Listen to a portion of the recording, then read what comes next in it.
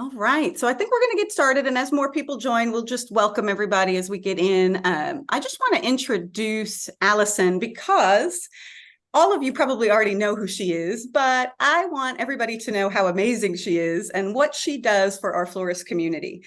So I want to welcome Alison Ellis, who is the founder of Real Flower Business and the creator of Flower Math, which is a course that you take online to learn the fundamentals of pricing and how not only to price your flowers, but how to maximize your profitability on every flower order you place. So Alison is a wedding and event florist. She's been doing that for over 20 years from her studio in Vermont. And she is someone who is one of the first people that I talked to when I created EveryStem, because EveryStem is based on the same fundamental principles that flower math teaches. So it really does go hand in hand.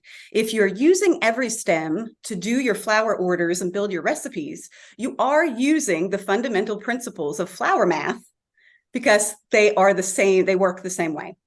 So Alison, thank you so much for being here to talk to us about how we can price with confidence even when we see a lot of price fluctuations in wholesale costs. Thank you for being here today. Thanks for having me, and thanks. I bet I can speak for everyone here. Thanks for making such a great app that makes it easy for us to stay profitable. So I don't know where I'd be without EveryStem now if I had to go back to doing things by hand like I was before. So yeah. Yes, Alison was, when I first showed her EveryStem, it was very early on. Mallory was testing it. She was one of our testers at the very beginning. So she's been using it for over 2.5 years now. And I remember what you said, Alison. You said, this is amazing, and it's going to help tons of my students and lots of floral designers, but I'm not going to use it because I do it all by hand. And look, now she uses really it what I said. Oh, boo. every single wedding. So even someone who is really, really so good at understanding this, that she teaches it to hundreds, thousands of other florists, is using an app, because what it does is it speeds up and simplifies the process, and it gives her real-time feedback. So she can do it by hand. We can all do it by hand. We could all use a spreadsheet or something else. But what EveryStem offers is that summary page, those extras, the calculations telling you if a recipe is in the black or in the red, showing you that difference between what you should be charging and what you are actually charging if you're putting in your price that you're charging your customer at the bottom there. And so those kinds of things have really helped Alison over the past several years kind of keep her profit margins high, because it's when we have these changes in price and these fluctuations in price that our original calculations that we've spent so much time doing become something that we have to maybe calculate 3 or 4 times. And that's when a lot of us who are doing this without EveryStem or without an app that really shows you these numbers, that's when you start to go, all right, I don't have time to do this the 3rd or 4th or 5th time. I'm just going to get my flowers. I'm going to do the wedding. And then maybe 3 months from now, when my busy season slows down, I'll be able to actually take a look at the profitability that I actually made.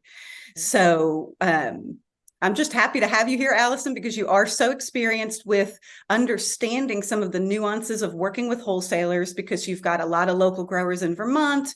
You've been doing wedding and event flowers for so long. And I think understanding when we price our flowers, how we go about getting pricing from the wholesalers, what happens when a price from the wholesaler is significantly higher than what we actually expected it to be. Some of these questions are things I hear a lot from our EveryStem members, and I'm sure you hear them a lot in your Facebook group. If anybody that's watching or join now, if you're not a member of Alison's Facebook group, it's called Real Flower Business, and you can join for free. And it's got, I think, over 10,000 florists on there helping each other on a regular basis.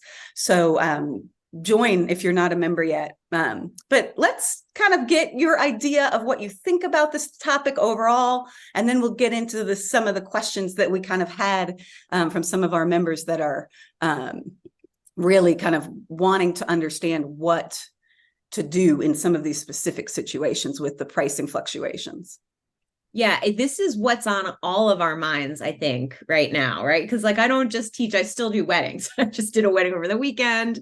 Um, and let me shortcut the answer with the way that I use EveryStem lately to insulate myself. So basically what I'm doing lately, when I'm doing my recipes for a wedding, I am always looking for, on that summary page, it tells us what our profit margin is. Mhm. I'm always looking for that profit margin to be like 75% or more at this point.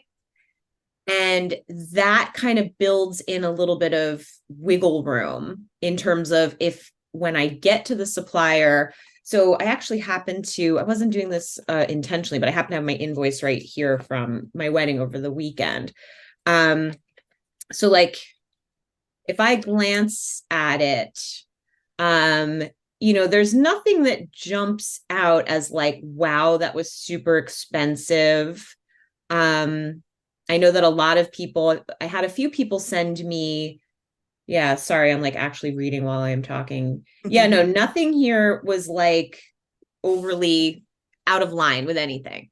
But I have had people like sort of send me a screenshot, right, of their prices and be like, look at these prices. And maybe they're $2 more a bunch for the eucalyptus than what I paid here, right?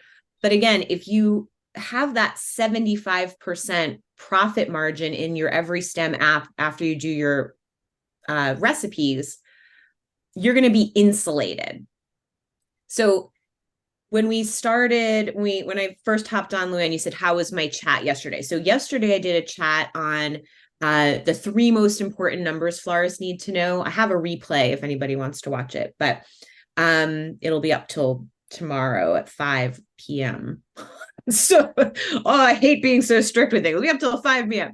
But basically what we talked about was focusing on your profit margin. That's really the most important thing. And that's the beauty with EveryStem. It has that available. And what I'm always doing is I'm aiming for 70% or more. So I think if we're worried about price fluctuation, we want to make sure that profit margin's higher than 70% when we're placing our order. Now, I admittedly don't, this will be like my year to kind of really dive into all of your updates, Luann. I still am not fully, because I know I'm not like putting in all my supplies and things like that to get the overall profit.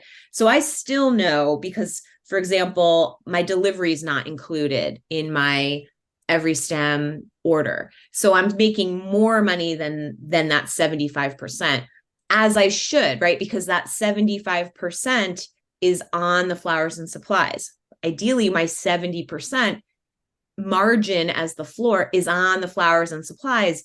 Delivery would be on top of that. It doesn't always work out that way since prices have crept up. As long as I'm still at 70% or more, I'm good.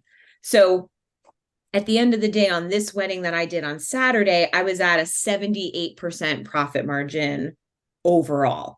So, and just because I already blabbed it yesterday in my live chat. So the sale was $8,800. It was $8,824. And my profit was $6,933. So that really comes down to making sure, and actually, let me look on what profit margin did I have on my summary. My summary had, your papers are all dirty at the end of your wedding. Oh, yeah. Go look at these smudges. My profit margin was 75.64% according to the EveryStem app. So, that's my shortcut answer of like, since we're all using this app, that's the way I would be placing my orders. 75% margin is going to insulate you. If I weren't using the app, if I needed a more thorough answer, like backing myself up, it would just be that I'm always thinking about my retail dollar. What do I sell this for? Not what do I buy it for? So, sometimes people will, again, like in my Facebook group, it'll be like a shortcut, right? Like, how do you price a bouquet? And someone who's so helpful will say, cost times markup. Okay.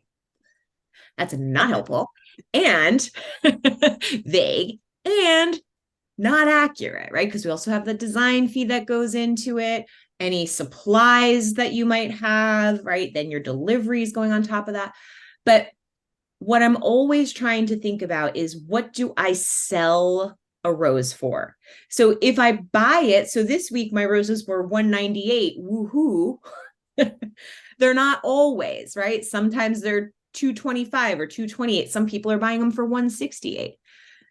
I just want to think, am I selling this rose for $5? Am I selling it for $7? What's my retail price on this? Because that insulates me from those small fluctuations. Because when someone goes, can you believe how outrageous these prices are? And the thing is like $2 more a bunch than what I'm paying.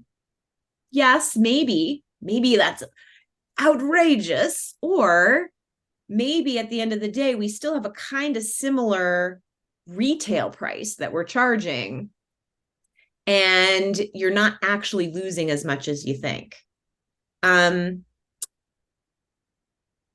Garden roses are something that I feel like I hear so many florists like freaking out about how much money they're losing when they use garden roses. So first of all, yes, and no duh. Okay, they are so expensive.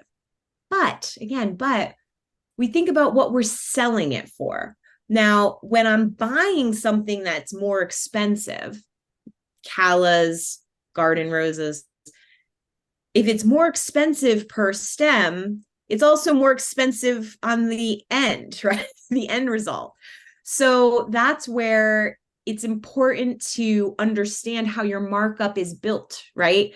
We mark up the stem, then we add the design fee, because that's when you can look at it and go, do I really need $16 a stem for callas?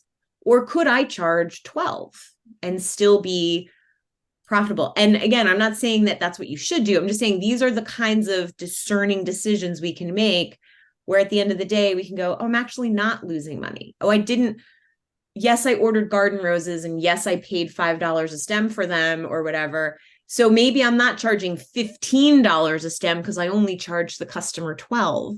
As long as you're not using 500 of them, as long as you're using them in, quantities that are manageable and aren't going to completely impact your bottom line, like, you can do those little special touches without actually losing your profit margin. But you should still always be aiming for that 70% or more at the end of the day as your floor.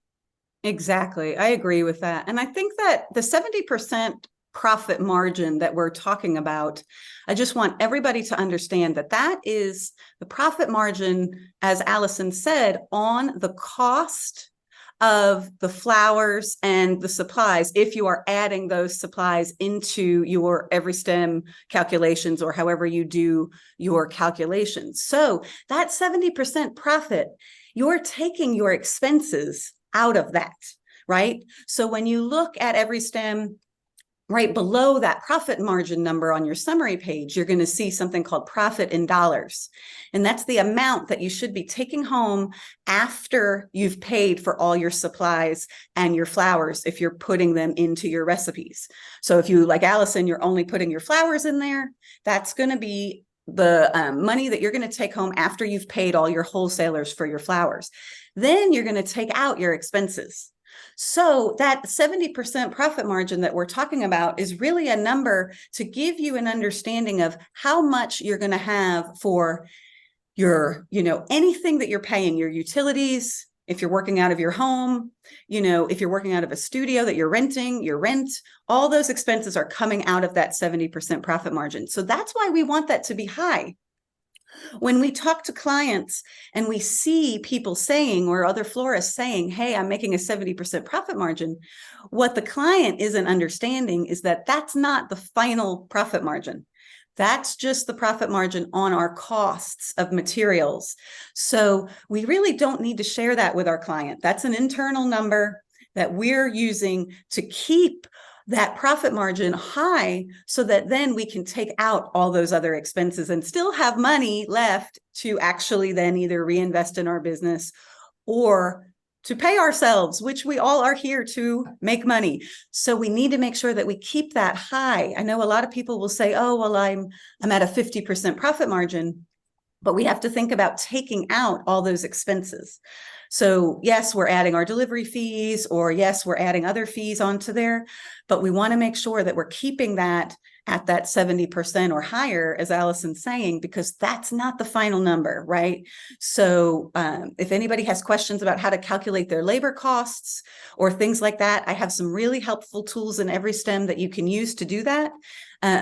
But just keep that in mind as we talk through this, because we want to understand that as we establish our value, sometimes we look at it and we say to ourselves, wow, this is really expensive. You know, that garden rose being $16 a stem.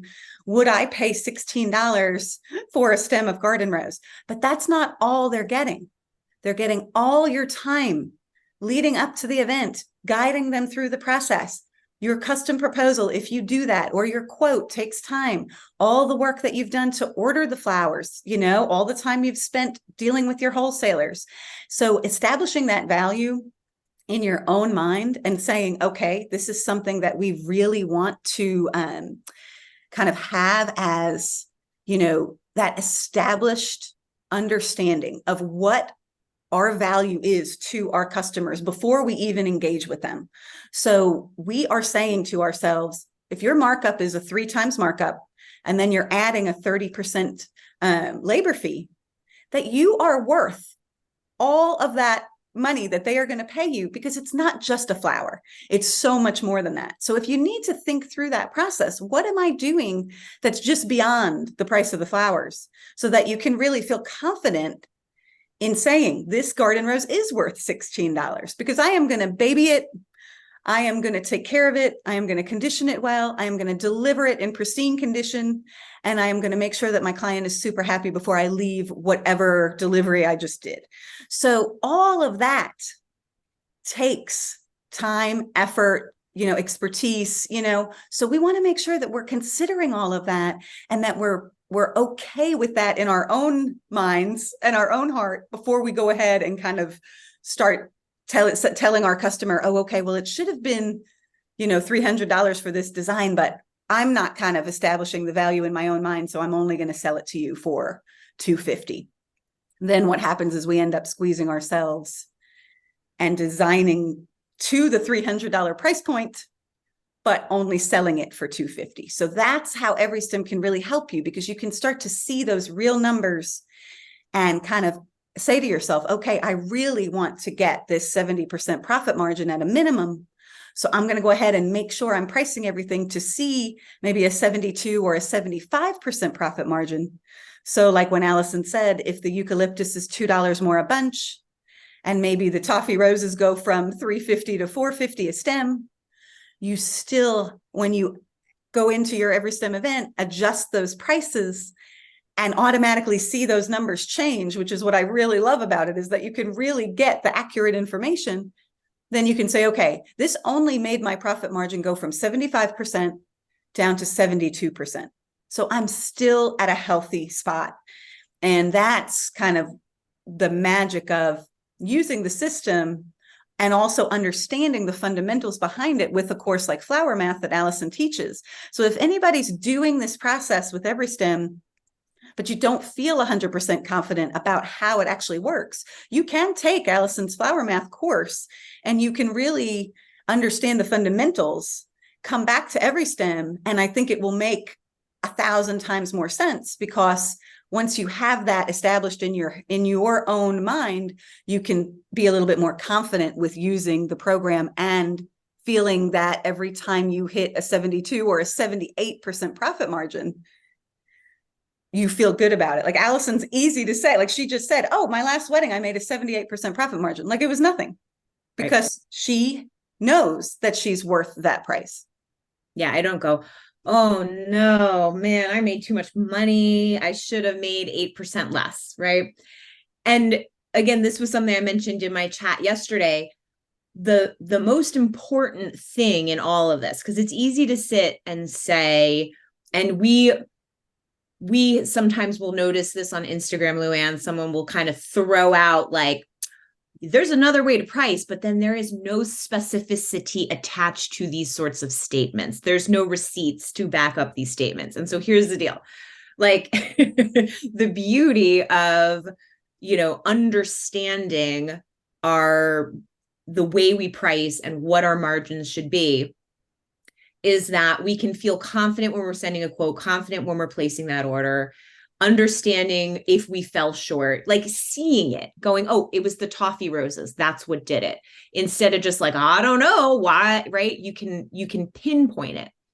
But this doesn't work if the customer isn't also really thrilled with what you're delivering to them. And so that's the piece where it has to be balanced. So I made a 78% profit margin. And on Sunday morning, I woke up to this like really amazing text message of like, oh my God, the flowers were so beautiful. Everybody's still talking about them. So how do I measure success with both of those things? Right. So it's not just, well, I made 78%, but my client is asking for a refund on the arbor, right? That doesn't feel good. So I like to always acknowledge the realness of what we do here, which is we are trying to please our customers. And so that's where I'm going to buy one extra bunch, or I don't know if I need it, so I'm going to just grab it. Those habits come into play. But when I'm using my EveryStem app, I can see that I have enough stems. I can see that I have. So for example, when I was in my studio working and these anemones weren't working out, it didn't matter that I didn't put them in. They're accounted for, like I had 50 wasted anemones and I still made a 78% profit. So,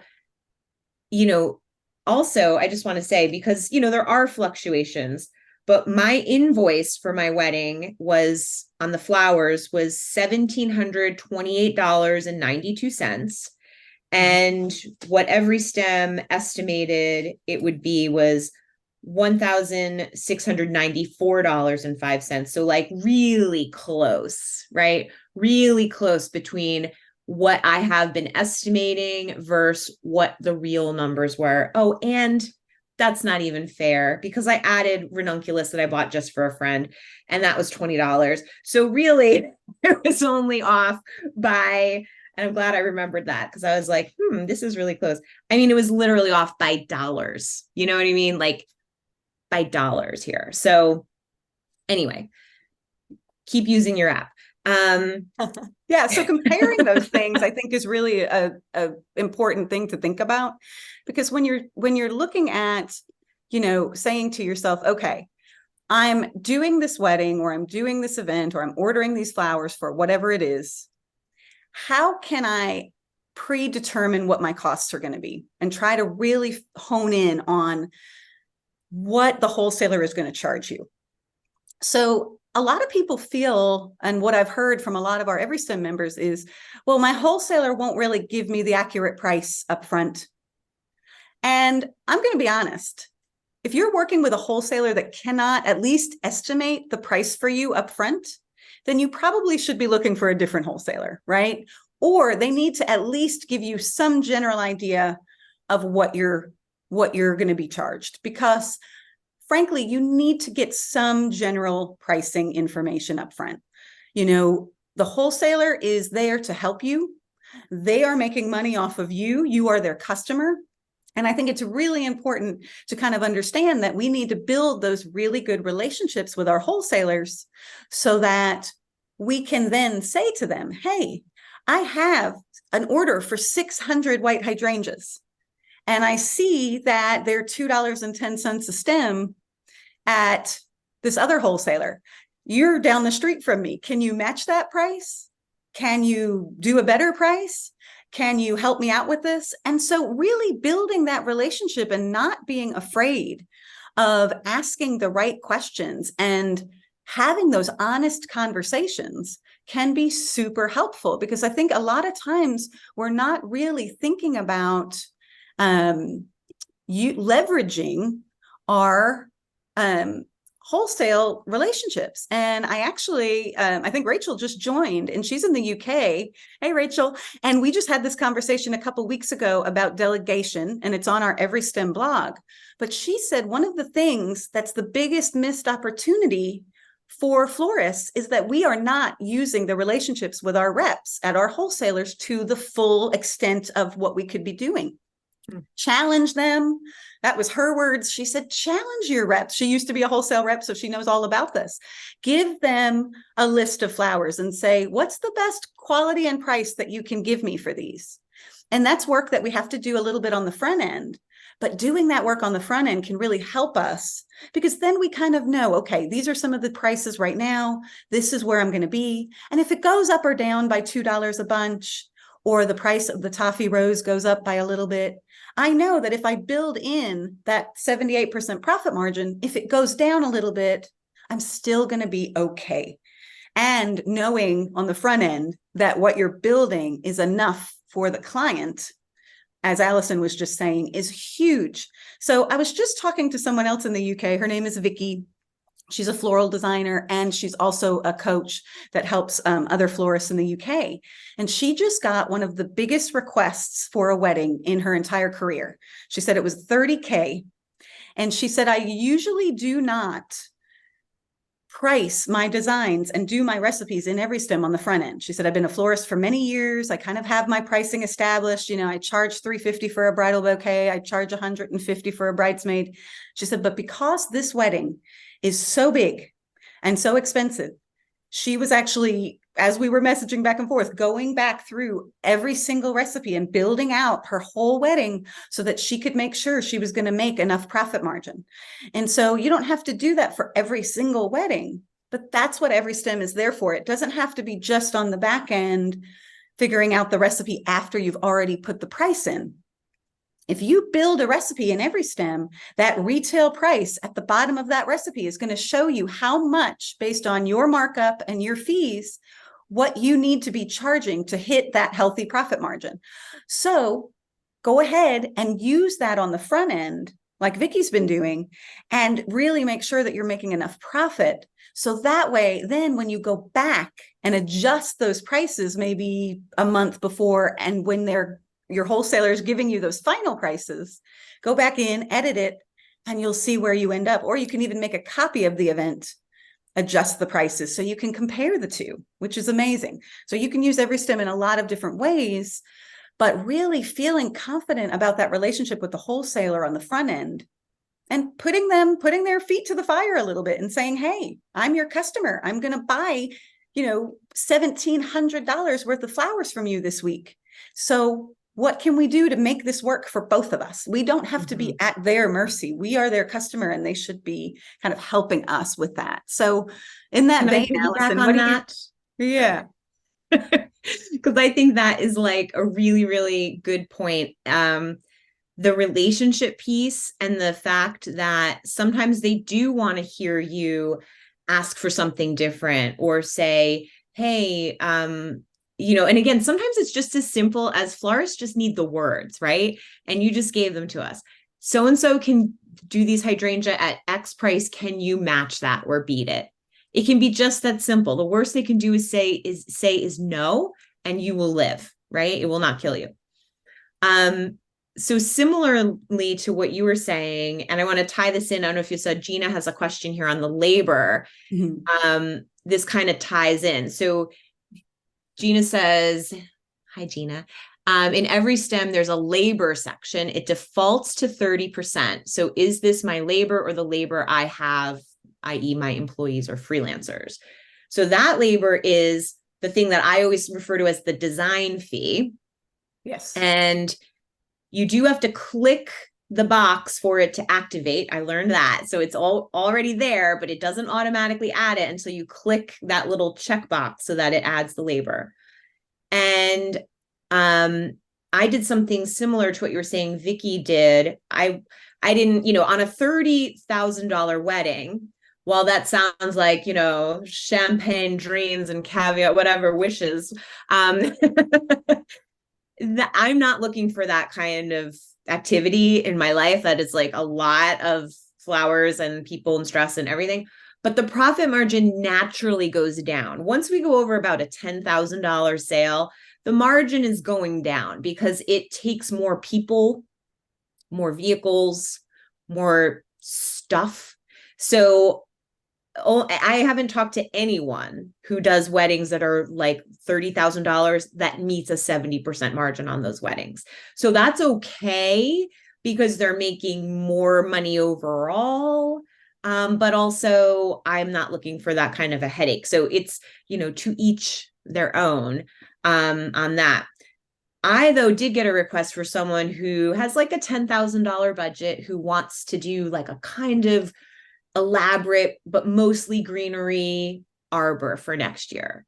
So I went in to price it ahead of time. Okay, so how many, if I use this many bunches of eucalyptus, right? So what would that look like? What does the price come to? And then I'm going back in again. Okay, well, then I'm going to have to go back and take it down. Okay, and then and the supplies. Okay.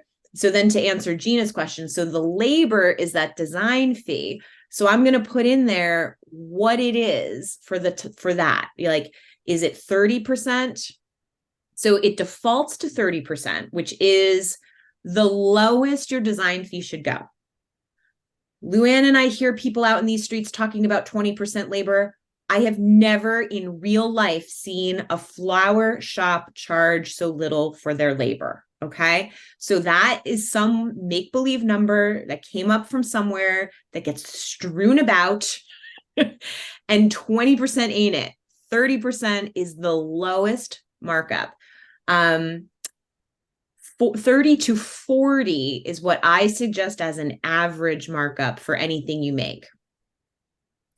So if Gina, if you came to my EveryStem app, what you would see is almost everything has a different design fee. Not always, but kind of. My bridal bouquet is definitely going to be 40%. My bridesmaids bouquets, though, sometimes they might be 37%. My boutonnieres and corsages, I put 50% labor on them, but I still make way more money off of them, right? Because I'm using half of a spray rose or one ranunculus, and then I'm going to just use bits and bobs to finish out a wrist corsage. So those I'm always in the black on those, right? Like I'm making $100. I've still got $100 to fill on these things, but not really, because when I'm looking at that, I see that $100. I go, oh, that's what I'm going to be paying somebody to make some boutonnieres for me, right? So I can see where the money is going. Then when I'm getting to my centerpieces, I'd love to be at 40%, but sometimes I just kind of need to be down at 35 because it's just not all that complex. And I really want to put an extra rose in there, right? But then there might be something that's an installation from like a hanging installation. And then I might again be up at 50%, or I might be at 40% or 50% labor. Plus in my design, in my delivery, I'm going to add some time for that as well. Like it's going to be accounted for in there. So, the beauty of having that labor be so easy to just adjust, cocktail tables, I can do a 30% on a cocktail table. Okay. I'm throwing some things into a vase. All right. This isn't my finest hour of design time. Right. However, I could also charge 40% if I want to, and if I've got it in the budget. So that's sort of how I play around. And also, I'm like, I don't know if there's such thing as really honest to a fault, but I think that I would fall in that category. But it keeps me honest because I can look and see, oh, well, I did 40% on this, 37 on this, 30 on this. There is no wiggle room here. I cannot add an extra rose. I'm going to take an entire bunch of roses off of this order, as a matter of fact, because it's registering that I have 21 extra roses and I don't need 21 extra roses, right? So all the visibility of that labor, I think, really helps me to play around. And then what you'll see too, if you go in and you're like, oh, I'm going to play around like Alison, it barely changes. We're not taking all that much away from them when we charge 35 instead of 30. We are just, and And if you've been working at 30% for a long time, give yourself a raise. That labor fee is the perfect place to give yourself a small little pay increase. And I And I'll get agree off with my what soapbox Alison now. is saying, because I think I was just working with somebody in EveryStem the other day who's a new member, and they've been a florist for a very long time, but they have not been really calculating their recipes in order to price their designs. So this goes along with a question that Sandra just posted. So we're going to kind of tie these two things in, Sandra. This is a great question. She says, good morning, Luann and Allison. Do you normally price your flower recipes before you send the proposal to the client or before ordering the flowers and materials? So here's a thing that I think Allison and I both agree on, and I'll let her speak to this after I kind of give you my story with this EveryStem member. But when you're doing your designs, I would say that 99% of us tend to, if we're left to our own devices without actually sitting down and doing the math, we're going to generally guess on the low end. So what happens is we tend to do this and we build up over time. Like Allison and I have both been doing flowers for like 20 years.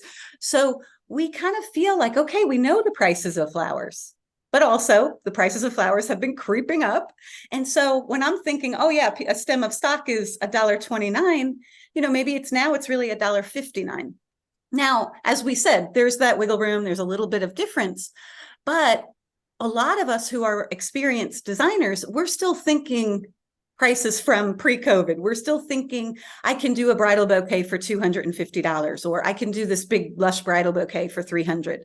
So for example, with this one EveryStem member, we're sitting down, we're looking at the event that she's working on, and we've got a 3 times markup and a 30% labor fee.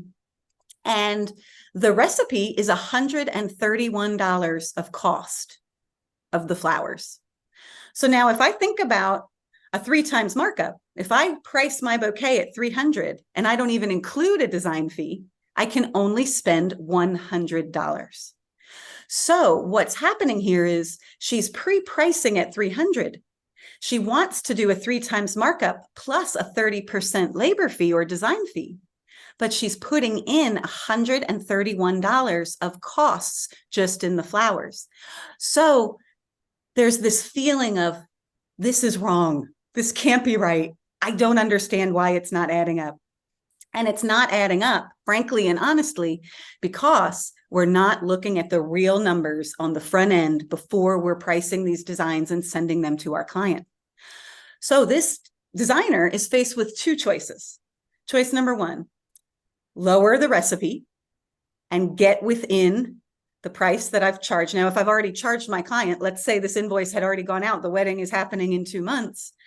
I've told the client $300. Am I willing to go back and change the price now? Probably not, because it's not an issue of supply and demand or wholesale. It's an issue of this person not charging as much as they really would have, ideally knowing what the cost was going to be. So the option there is to lower the recipe. But if you do your recipe on the front end, and you don't have to do it for every single wedding, but sit down and spend a little time. What would be a lush bridal bouquet? $600. What would be a mid-range bridal bouquet? $450. What would be a lower end bridal bouquet? $300. Using the app and building a generic recipe, something that you would tend to use for your style, that can really help you. And if you do that once a year or once a season, or if you are a newer designer, or you're a designer who joins EveryStem and sees those negative numbers at the bottom every time you put in your price in the quoted price box, the retail is significantly higher and you're seeing those negative numbers, that means you're not charging enough based on your markup and your design fee. So just like one of our members, Hillary, she was the 10th person to join EveryStem. And we just did an interview with her and a blog post. And she actually took Allison's flower math course many years ago when she first started doing design. And so if anybody's interested in her story, go on our blog. It's the most recent post.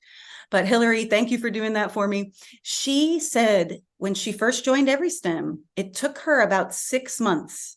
And there was COVID and there were some things happening there that were kind of out of her control too. But it took her 6 months to go from seeing mostly negative numbers at the bottom of each recipe to seeing positive numbers at the bottom of each recipe because she was undercharging. And so using EveryStem on the front end, whether you do it for every event, if you're a wedding florist, or doing it once a season or once a year to kind of establish some set ideas of what you need to charge to achieve certain looks, do that on the front end, because I think most people will be surprised that if you're just kind of throwing a number out there, it's going to be on the low end and you're not going to be able to fulfill the recipe. You know, like we said, this one designer who wants to put $131 worth of flowers into the arrangement or the bouquet, but wants to sell it for $300. That is not using a 3 times markup with a 30% labor fee. That's kind of saying I'm doing that, but I'm not really doing that. So EveryStem will give you that reality check. And then you have to, like Hillary did, take the time to kind of work through. So if you see negatives at the beginning, you've already charged the client, don't freak out and run away. Say, this is my opportunity to say, okay, what should I have charged? The retail says $485. Then I'm going to charge at least $500 the next time I sell this same kind of design. So what do you think about that, Alison? I went on a little long there. I love it. And I will present the other side of it, because that is, so like I was saying, I will do that for something that I haven't made before. Mm-hmm. I will do that for, if there's something really specific, like somebody wants, I have a bride who is now going to try to be hiding a baby bump in October. So she would now like a cascade. So she sent me a picture. So I'm like counting up, and I just went into the app to just make sure, because now it's something very specific, right? I want this specific look. So I want to price that. But what I normally do is I have like starting prices on everything. And so like, for example, I'm working on a quote this morning to send out. Again, it's another client that has like a sounds like a healthy $10,000 budget until you're like, and she wants this. And all of a sudden I'm like, okay, so if she gets everything, we're closer to 12, right? Or 13, maybe even. So she might not get everything. She might not even book with me at all.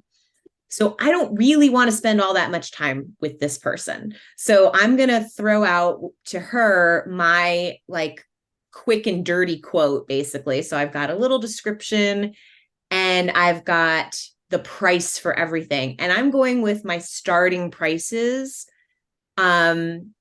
For example, like a bridal bouquet, I actually do charge $265 for bridal bouquets, which I know is like embarrassingly low in some markets where they're like, it's $350 all day here for a bridal bouquet. I don't need that much. Like I did a lovely bridal bouquet this weekend for $265. And again, I had my 78% profit margin. Like that has worked out. But for this person who wants the cascade, I'm definitely bumping that up. I'm not going to start at my minimum. So if I have an idea of a range of like, here's my, if you're not overly picky about exactly what I'm putting in here, price. And then if you want to be really specific, then I'm going to maybe do some math and actually put out a price that's a little bit more accurate, just to protect myself and not go, oh, those callas should have been $395 and I only charged $325, right? I did the math, so I know that the $325 is okay for what she wants, and she's tiny. But then, for example, because this person does have a healthy budget, I'm not going to go with my starting price on the centerpiece. I'm going to go $250 on those centerpieces. But again, I don't need to know what's in them. I don't even need to know if we're doing 1 or 5 or 3 or 2 big ones with 3 small ones. I don't need to know any of that. All I need to know is, are we a personality match, right? Does she trust me? And does this price work for her?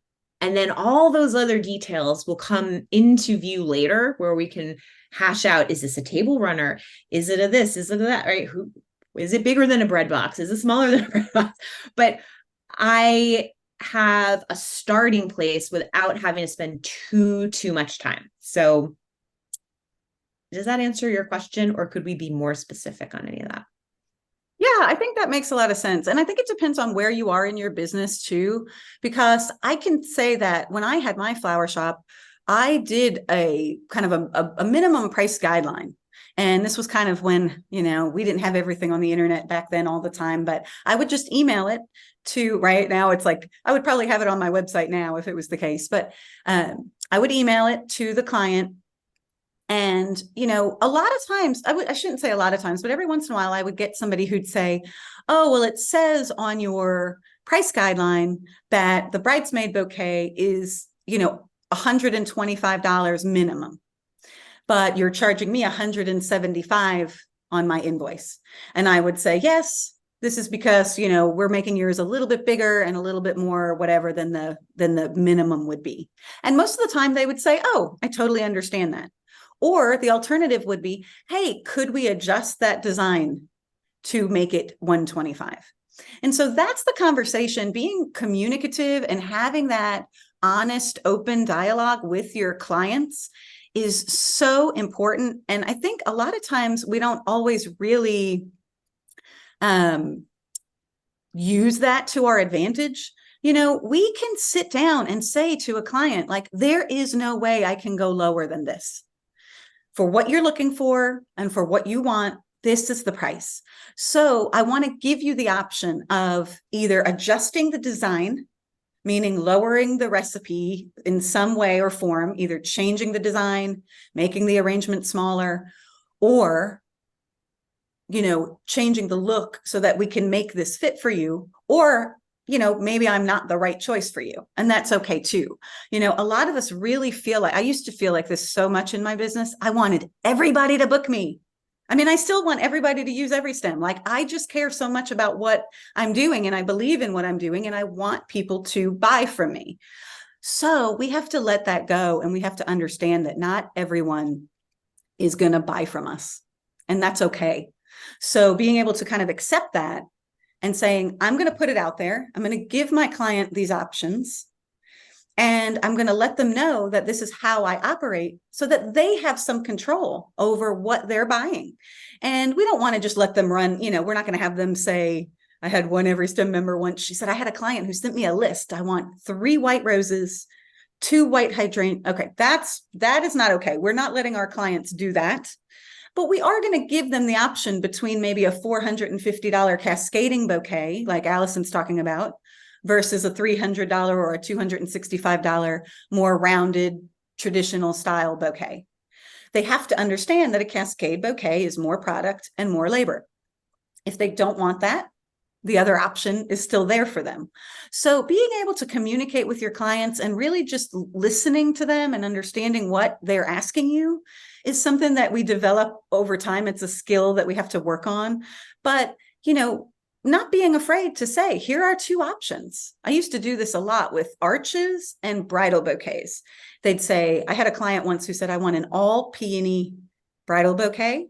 And I want it to have, I think it had 50 peonies in it. It was the biggest bouquet I've ever made. It ate her up, but she absolutely loved it. And it was like a $600 bouquet. But the alternate I put in there was a mixed bouquet with peonies included. That was like half the price. Now, in her case, she went with the more expensive option and it was fantastic because I got to make this awesome peony bouquet. But if she had gone with the other option, I would have been happy too. So giving people 2 different options in a proposal does not take that much time if you go into EveryStem, establish like a low range, a mid range, and a high range for your arches, for your bouquets, for some of the big pieces that you're doing, maybe centerpieces. And then you can tell your client, this is the range of price. Usually they range from $265 to the most expensive one I've ever done is $600. And then they get an idea of, okay, these prices vary for a reason. And being, as transparent as you can on that front end and having that established pricing in your mind, kind of just something that you can jump to, gives you the opportunity to not have to price every single design with a recipe every single time. And then you can speed up your process of doing proposals or quotes a lot faster, which I think is another big piece. Responding quickly to the client's request within a reasonable amount of time, if recipes are slowing you way down, this can help That's a lot. huge. Luann, that's huge because I think that is where we drag our feet when we go, I don't know how much I would charge for that hanging chandelier. So I'm going to just not write that quote today. Right. And that's always a mistake. There are a couple of great things in the chat here. So Yeah. that all tie together. It's like you guys are like setting us up perfectly here. So Shelly says, do you typically double the cost per stem or do you triple? I'm fairly new, 5 years on my own, and have been charging 2.25% on my work. So Shelly, you want to definitely do a 3 times markup. So that's like, that has been, tale as old as time. That's the minimum. Minimum mark of a 3. So you're just going to be completely in line with standard at 3. And then you want to add that 30% markup as well, because that's where you're getting paid for your time. So then that ties in with what Rachel said. She does a 4 times markup, but doesn't add the labor fee. It's just easier and generally works out around the same. And the short answer to that is yes, it does generally work out around the same. Here's the thing though. So that 4 times markup ends up being kind of similar to a 3 times plus a 30%. But the 30% is also the lowest that you want to go. So if we're doing a 3 times and 30, that's like my cocktail tables, right? That's not my bridal bouquet. That's not bridesmaids bouquets. That's not corsages and boutonnieres, like all of those, my centerpieces, right? I am charging more for all of those things in terms of labor. And so that's the only reason, because I even actually, so many people do that, Rachel, that I actually even address that in my flower math course. Like some people do a straight 4 or a straight 5 times markup. That's fine. But I like to see what I'm getting for labor so that I can go, oh, I'm getting $500 in labor for that arbor. You know what? I could lower that because I'm also getting paid for the hour of design time on site in my delivery fee. You know what I mean? Like I don't want to, and again, honest to a fault, I'm not trying to double dip on the client where I'm like, oh, I'm taking a full 40% on this and I'm charging you for the time I'm on site for it. There's nothing wrong with doing that. Even calling it double dipping is maybe like not even accurate. I'm just explaining how much I understand my pricing structure, that I'm aware, like this is where the labor intersects here. I'm being paid on the day of, and I'm being paid here. So I can decide. If $27 per centerpiece is enough labor, or if I should up it a little bit because this is a little bit more elaborate. So that 4 times or 5 times will work as long as you deep in your heart understand what you're really doing and how that breaks down.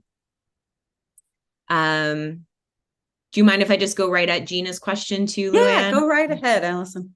So when using EveryStem, how do we forecast for 2024, 2025 weddings? It's hard to figure out what the flower and greenery prices will be.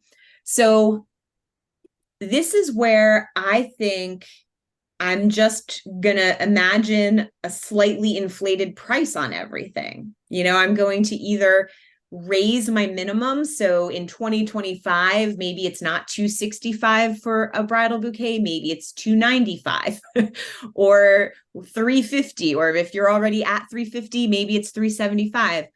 But I would just eke in a little wiggle room so that when I'm quoting, I'm just not quoting at, if I'm currently at 125 for centerpieces, maybe I'm at 135 or 145. Raising the price, though, isn't always the answer. And that is something I cannot emphasize enough. We can easily price ourselves right out of this market. All right. So as being someone who has been in my market for 22 wedding seasons, I have seen florists come and go, honey. Right. And it's all the things that you were saying before too. It's not just the stems we're providing. It's the care. It's the way you answer the phone, the way you reply to the email, the way you set their mind at ease, the way that you respond first and let them know you care.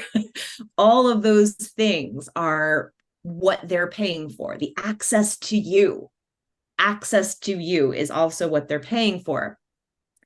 But we can't just keep raising the price all the time. We do need to get back in the back end and adjust our recipes so that we're still profitable and meeting the expectation of the client.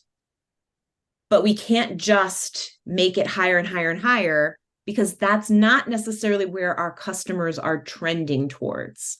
They're not necessarily going for we don't necessarily have the most Instagrammable customers coming in our future.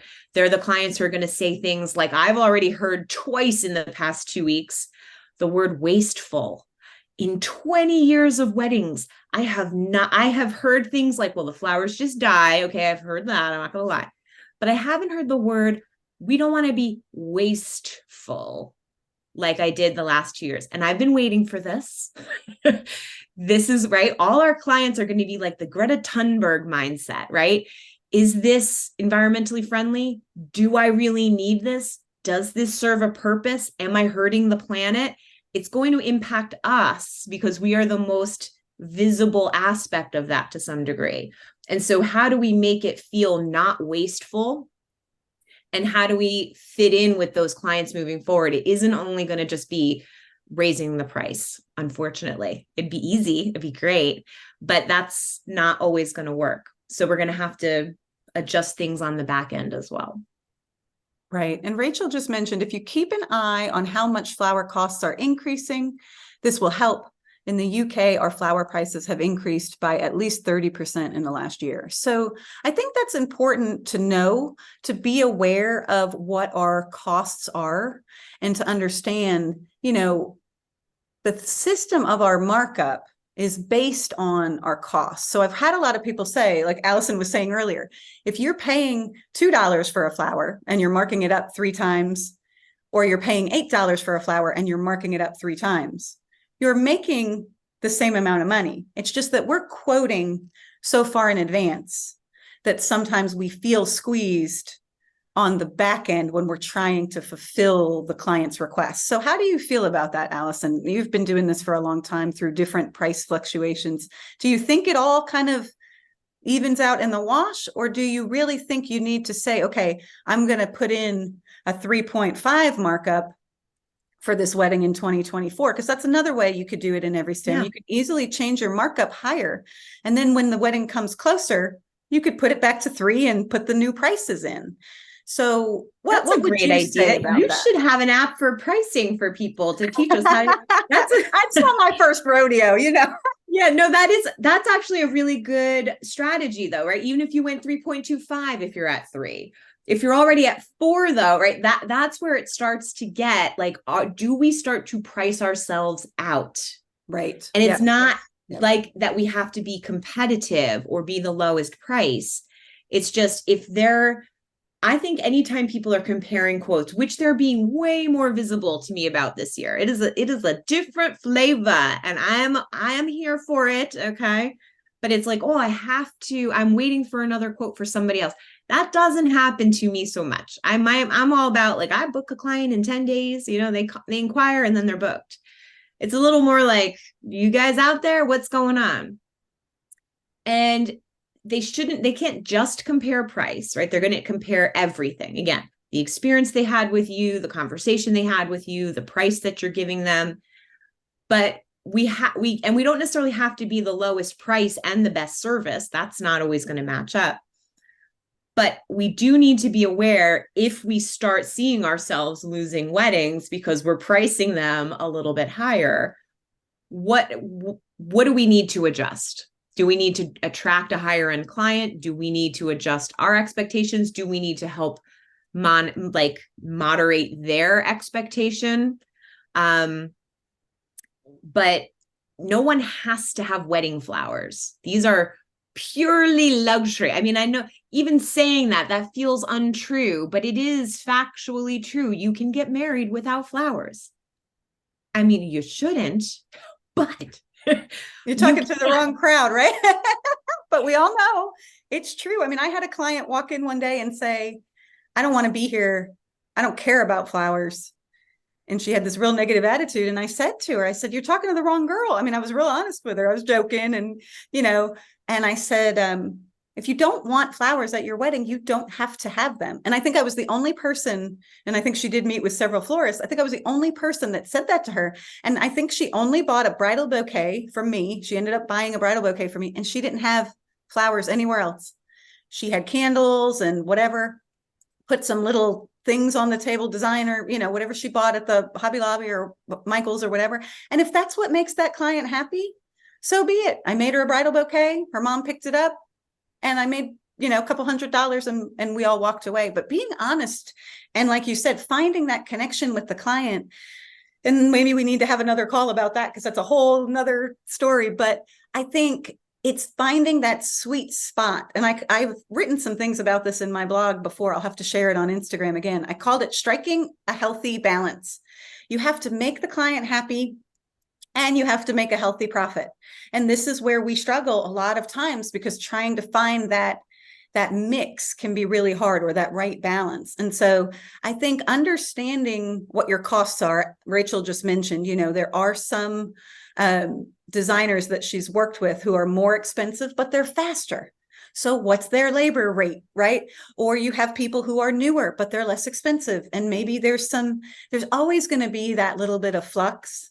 But if we're using a system to price, and we're seeing that 75% profit margin or above, when things come to fruition, when the wedding actually has to get done, the options are, as Gina was asking, you have that higher profit margin to kind of buffer.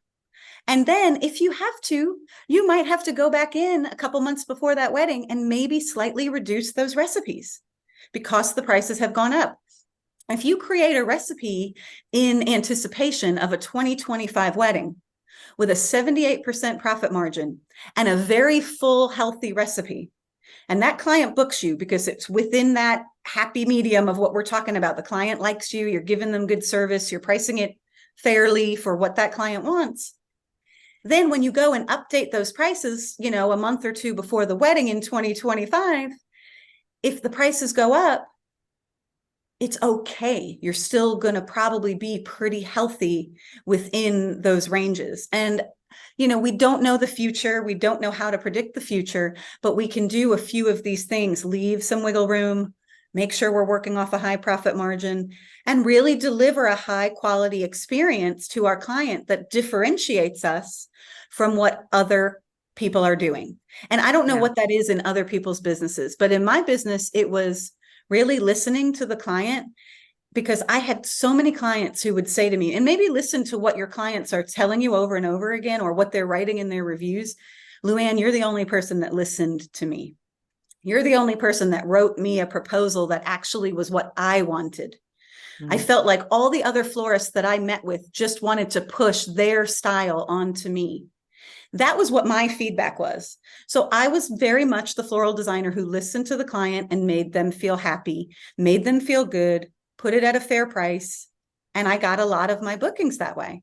Now, for other people, that might not be it. They might be doing some very stylized, very specific look, and the client is just going to them because they're like, that is what I want. And everybody's got to find that thing for themselves. And that can be just a process that you have to work through. And it can change over the course of your business.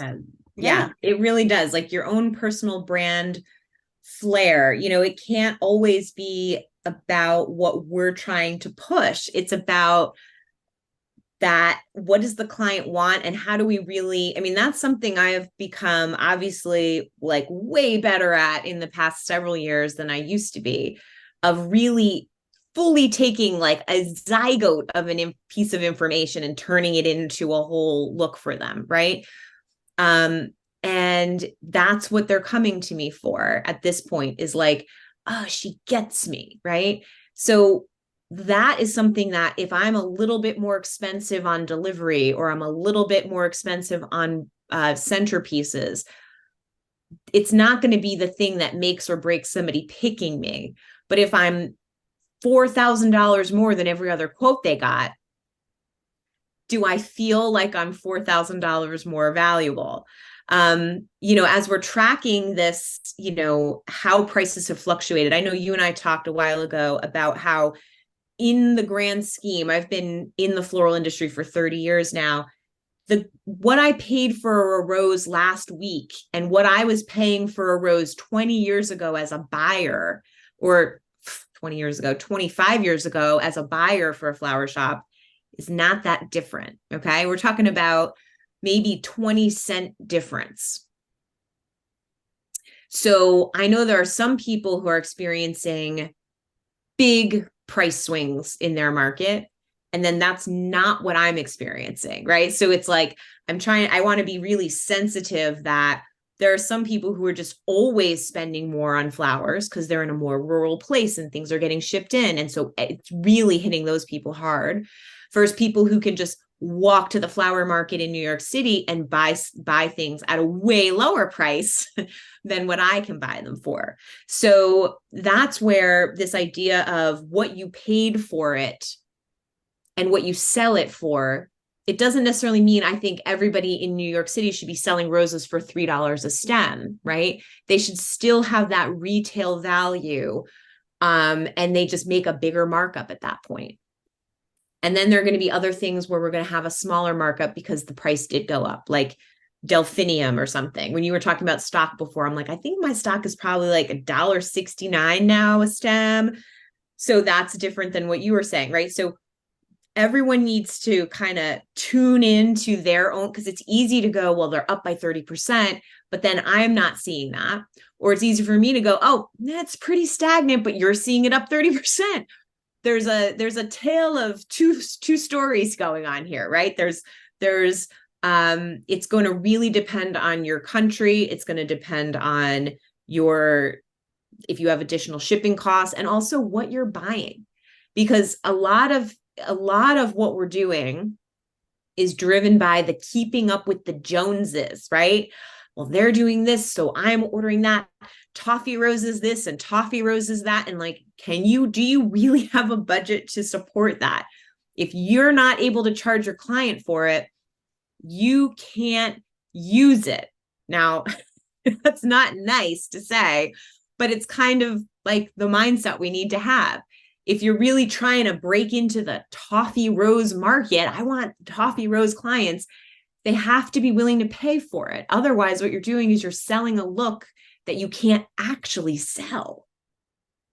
Exactly. Yeah. I just wrote a little message to Rachel because I'm curious. She's in the UK and she freelances and works with lots of different florists there. So I'm curious to know, Rachel, if you pop it in the chat, is it 30% across the board, or is it just on the most popular flowers? Because I know in the US, what we're seeing is the demand of certain types of flowers gets very high, and then those prices go higher. So I was talking to a designer recently who said, well, these toffee roses are $250 right now, but probably in the middle of October, I'm going to be paying $450. So knowing that, put it in at the higher price.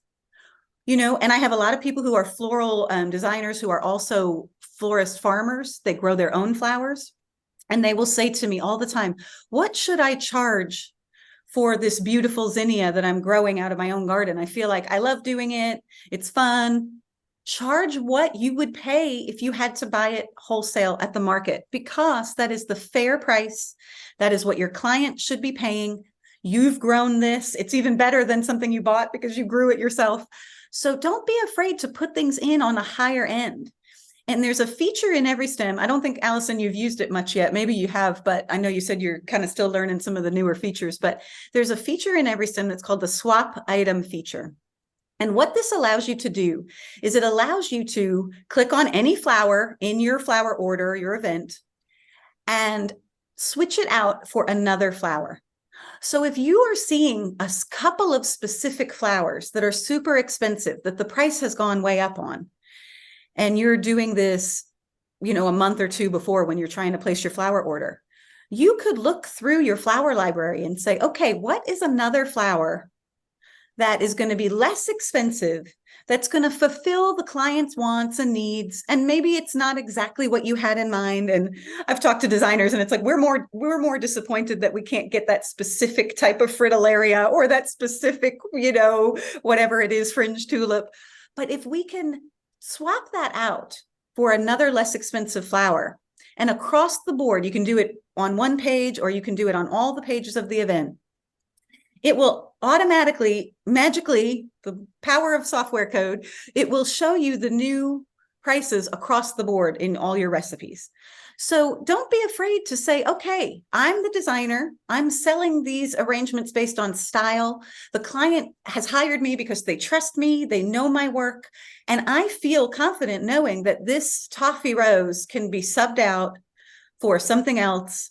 And I can still keep my profit margins really high, and the client isn't really going to know. Or maybe you do a few toffee roses and you put them in the most important places. And then in all the other things, you put in something less expensive. So we can definitely use our skills to make these adjustments. And yes, it's work. It's not easy. I wish it was easy, but we have to sit down and kind of think through these options. But these are the ways we can stay profitable.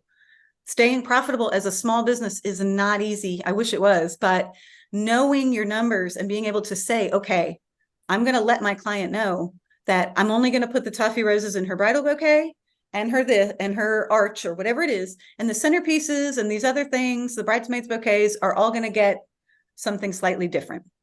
And that's in your contract. That's in your right to be able to say, I'm changing this. So don't be afraid to kind of leave those things vague and try to sell more on style than on like specific flower varieties.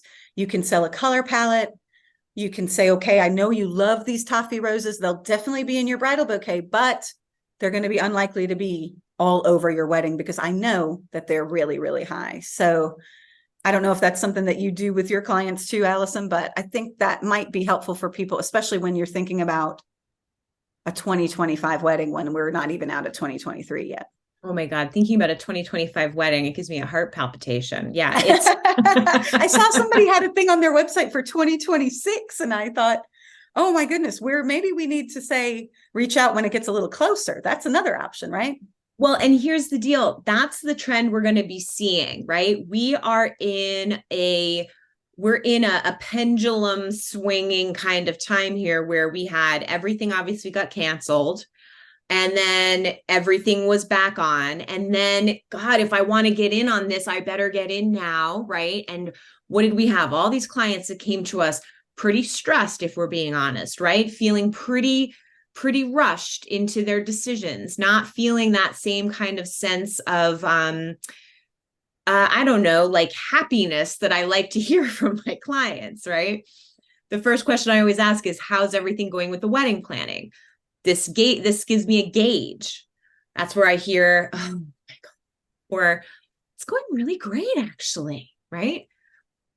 That's my in of like, what's happening with all of these people, right? Mm-hmm. And everyone was like, whew, whew, whew. It was like they're just catching their breath. How's it going? Now there's not that same rush.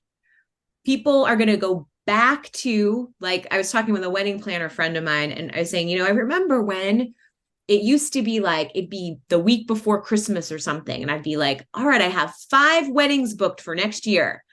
That's a good sign that I'm going to book 20 more. Meanwhile, now everyone's freaking out that they don't have their entire next year booked.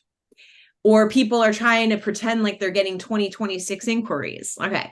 They're not good inquiries. All right. Back to olden days when they inquire 2 years in advance, it's because they have zero money for you. Okay. They're just wasting time. So what we have to do is be ready to give those quotes quickly and be ready to also understand that they're not coming to us 2 years in advance. We're going to go back to that 9 to 12 month range that was normal for about 18 years of my business. Okay. And that's okay. And so we're not going to be quoting with these long time frames like we had been, where they've been on. I mean, some customers I had on my books for what, like 18 months. You know, I'm like, oh, when did I talk to this client? Oh my God, last July for this, you know, it's crazy pants what we had been doing.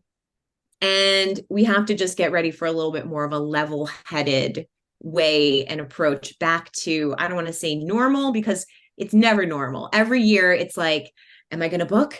Is this the year that finally people realize that I'm no good and they're not going to book me, right? Anybody else? But it's like we're starting from scratch every year.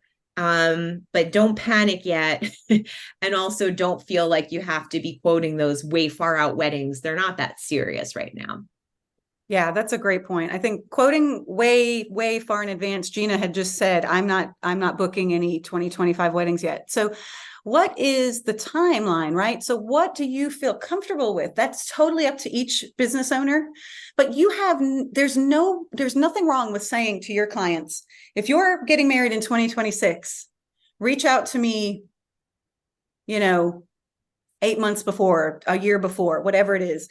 And also saying to your clients, this is our pricing and this is what we have in our contract and this is how it works. So if there is a 30% price increase, if you have something in your contract that says, I can give you two options. One, you pay more for the exact kind of look and style that we're going for, and I will, keep those recipes very robust and increase the price.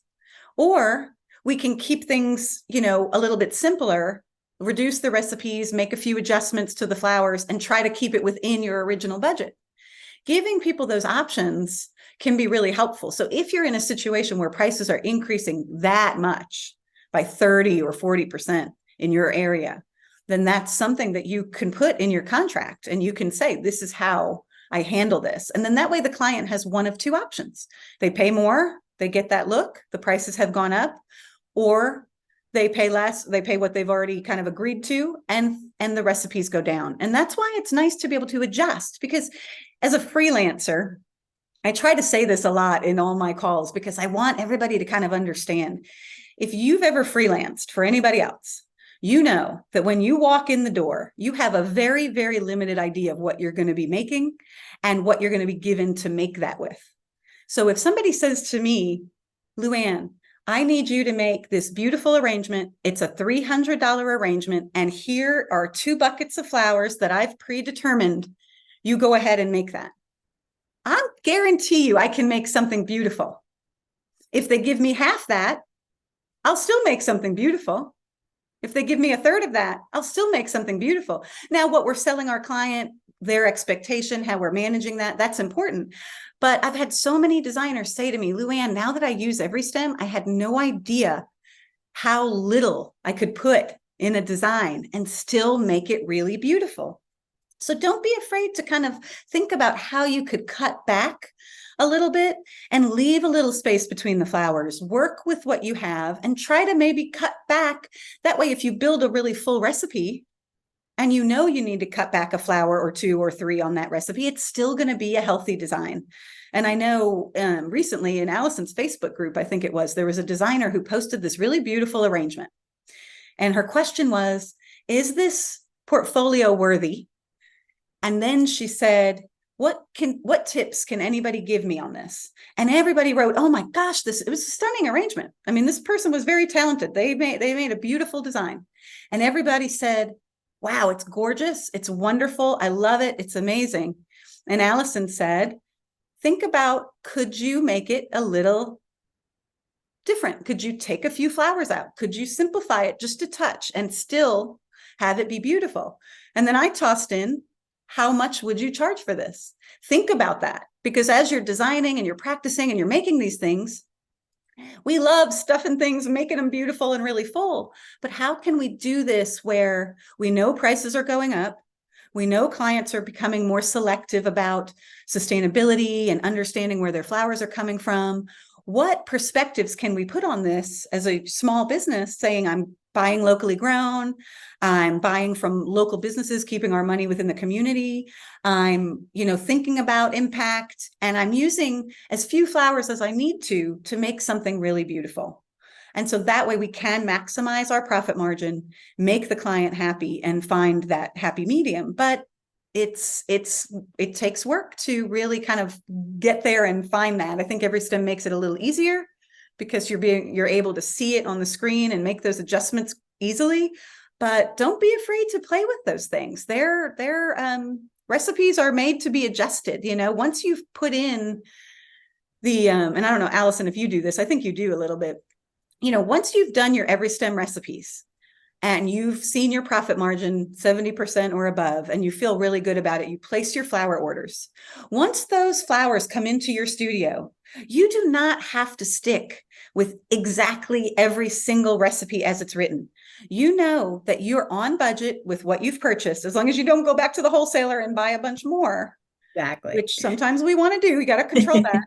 Then you can say to yourself, okay, now I have a little flexibility. Maybe these centerpieces need 1 or 2 more roses each, but I can take it out of the arch because I made the arch very, very lush, and I know I'm good there.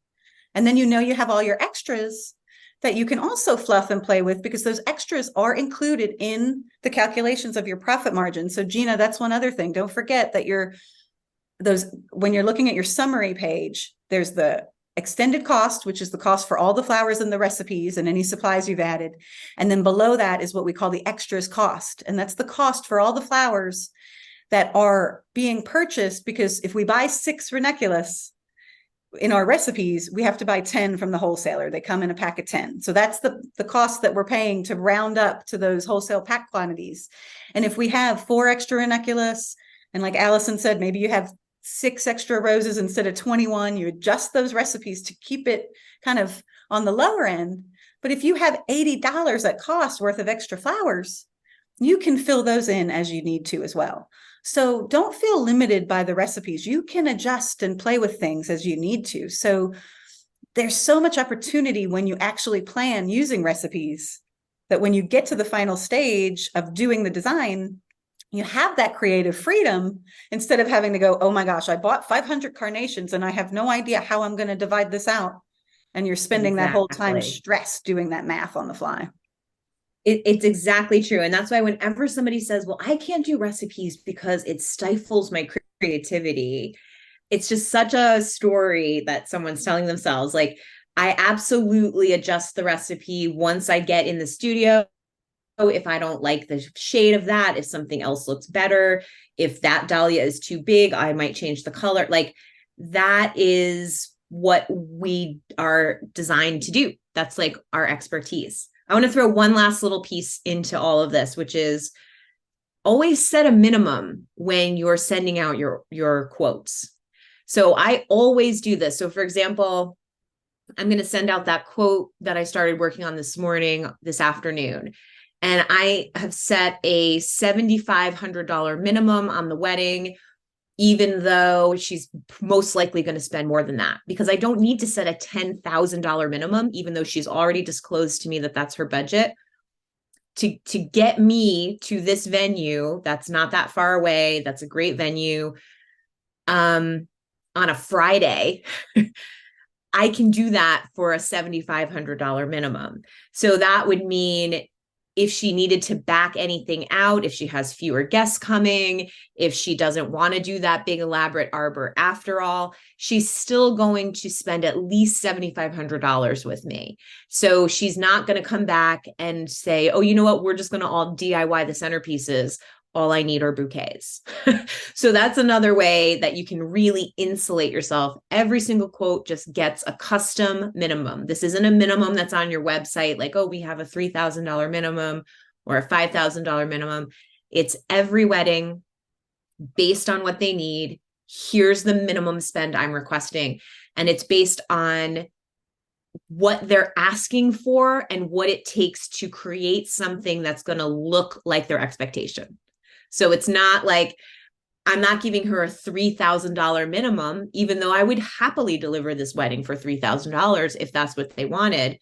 I need her to spend more based on her expectation. she can't have a $3,000 flower budget because that's barely going to cover her centerpieces with the style that she wants, right? So anyway, just throwing that out there. That's the best way to kind of insulate yourself overall, is with that minimum on every quote so that they don't fall below it. Yeah, I love that, Allison. I think that's important. I never really did that specifically when I had my flower business. And I look back at it now, if I was doing it actively, I would probably add that in definitely, because I think it's something that kind of protects us. Because, you know, there are things that change. Sometimes people have a drastic change and they're like, I don't want this arbor anymore, or I don't want these centerpieces anymore. And so that way, if you're working with a $10,000 budget, and you have a client with a $7,500 minimum, you're protecting yourself saying, okay, I'm definitely going to get at least this much out of this wedding on this weekend. And then you can kind of feel that confident of saying, okay, I'm going to give my client this great service because I know that's what I'm getting in return. So I think one of the main things that I've learned over the years is that if we're pricing things at a healthy price, and we're doing the right work on the front end to make sure that we're going to get what we need out of the wedding, then we're going to actually enjoy ourselves a lot more when we're doing the work. We're going to not resent the clients and our employees and the people that are around us because we're not working for less than we think we need to work for. And we're putting ourselves in a position where we can be successful. So even if we're booking fewer weddings, we're happy. Our team is working productively. We're making a healthy profit. So don't be afraid to walk away from some of those weddings that are below what your standards are, because we end up in that cycle of, you know, pricing things too low and kind of having that guesswork and then being in trouble. So if there's a client who says, I need $10,000 worth of flowers, but my budget is $2,000, you can give them a quote and say, this is $2,000 worth of flowers. It's not exactly, you know, it's not going to look anything like what your expectations are, but this is what I can do for you for $2,000. And then walk away. And if that client comes back, great. You're happy to work with them and do that $2,000 wedding for managing that expectation. But if they're wanting a $20,000 wedding and they only have a $10,000 or $5,000 budget, it's okay to walk away from that, because we're not going to put ourselves in a situation where then we're disappointing ourselves, we're feeling frustrated, and we're working for pennies on the dollar because we've actually made that decision and we've made our own bed and we're kind of like, why did I do that? So that's why EveryStem is so helpful. I think that's one of the reasons Allison has been using it, even though she didn't think she would at the beginning. But I think it's great to kind of see, like, someone who's been doing this for so long, like Allison has, who's got so much experience, has taught so many other florists how to do this, that perspective of saying, I will only do this wedding on a Friday for $7,500 because that's what makes me feel good about getting up and doing this wedding. So you have to figure out what that is for you, and don't be afraid to say no. 90% of what we do is managing expectations. That's like 90% of my job is managing expectations. And so if I can make sure that, you know, this client is asking for this, I understand what that means, and I'm going to let them know it's going to cost this to make that happen, then we can move forward. But if they want this, but they're not willing to pay for it, then it's not me who is going to fill this order. And I am, instead of that feeling where we go, oh, we lost the client, oh, why didn't they book us? What we've done is we've avoided a mismatch. We've avoided a situation where the client, even though it sounds like a great budget at $10,000, if what they really are wanting is a $30,000 event, but they only want to pay 10, we have to be tuned in, because sometimes things sound like a great opportunity. Oh, I would love to do this event or work with this family, right? And then it's not actually aligned. So yeah, got to keep those things aligned. Yeah. And we're about 11:30, so we've way overextended Alison's time. But if Thanks anybody for has sticking any with other us. questions, yes, thank you guys. Does anybody have any other questions? You could unmute or you could pop them in the chat. But I just want to take this moment to thank you, Alison, for your time. Everyone who is an EveryStem member, if you want to take Alison's flower math course, there is a link right below on the home page when you log into EveryStem with a code. She's doing a sale on flower math right now. So if you want to take her up on that sale, go ahead and log into your EveryStem, look at the home page and click on that flower math link, and it will take you to her sale right now. I think it's till tomorrow at midnight. Is that right? Till tomorrow at 11:59 p.m. Eastern. Yeah. And I'd be super happy to have anybody sign up who wants to join. But I also, if you're following Luann's EveryStem, you're basically doing the flower math, right? So if you need some clarity, it's there for you, and I'm here to support you also. But part of why I also love your app, Luann, like when you first approached me to show it to me, is you're the only app that prompts that design fee like that and automatically puts everybody on the right track. I had seen other apps where they make you decide what it is, and which is great, I guess. But but what you did is you gave them the guide so they don't have to wonder. Like if somebody just starts using EveryStem and they don't know anything about how to apply markups, they're still going to do kind of okay. Right. Yes. That was really important to me. I know we talked about that early on. And then we talked about how, there are other softwares out there that just kind of, I don't know what the default is, but in EveryStem, the default is a 3 times markup. And then the 30%, labor fee is on there. You do have to turn it on, but it's really important for everyone to understand that I've seen a lot of backlash about industry standard pricing and how people say, oh, I'm going to teach you this special pricing method. And if they're telling you that, it's not really true. We all work on a markup. We all need to charge a design fee. Alison knows who I'm talking about. And it's a thing where people are just trying to lure you in to sell you something else. Yes. And don't buy it. Don't buy the hype. When we're looking at pricing things, does that person sell things, right? Because if they're just selling to other florists, but they're not actively booking weddings in today's wedding climate, don't believe the hype. That's right. And Shelley just said, I'm glad you said that, Alison. I feel like I've been selling myself short because I need to take those low budget weddings when in reality, I don't. Yes, I think we all need to understand that if we're selling something at a very, very low profit margin, we need to be selling a lot of it to make a healthy profit.